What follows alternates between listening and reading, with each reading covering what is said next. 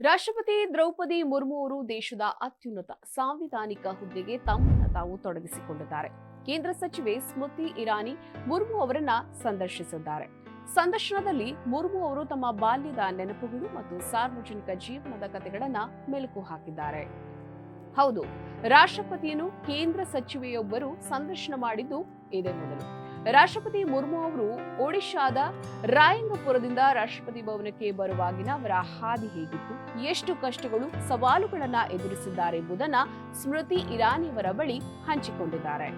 ಇನ್ನು ನೈ ಸೋಚ್ ನೈ ಕಹಾನಿ radio journey with Smriti Irani ಎಂಬ ಶೀರ್ಷಿಕೆಯಲ್ಲಿ ಪ್ರಸಾರಗೊಂಡಿದೆ.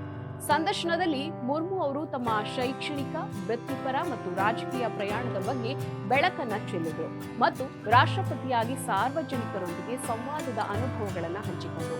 ಅವರು ದೆಹಲಿ ಮೆಟ್ರೋದಲ್ಲಿ ತಮ್ಮ ಇತ್ತೀಚಿನ ಪ್ರಯಾಣದ ಬಗ್ಗೆ ಮಾತನಾಡಿದರು. ಇನ್ನು ರಾಷ್ಟ್ರಪತಿಯನ್ನು ಕೇಂದ್ರ ಸಚಿವೆಯೊಬ್ಬರು ಸಂದರ್ಶನ ಮಾಡಿದ್ದು ಇದೇ ಮೊದಲು ಅನ್ನಬಹುದು. ಪ್ರಥಮ ಬಾರಿಗೆ ರಾಷ್ಟ್ರಪತಿಯ ಜೀವನದ ಮಜಲುಗಳ ಬಗ್ಗೆ ತಿಳಿದುಕೊಳ್ಳಬಹುದು ಅಂತ ಸಚಿವೆ ಸ್ಮೃತಿ ಇರಾನಿ ತಮ್ಮ ಎಕ್ಸ್ ಖಾತೆಯಲ್ಲಿ ಬರೆದು ಪೋಸ್ಟ್ ಮಾಡಿದ್ದಾರೆ.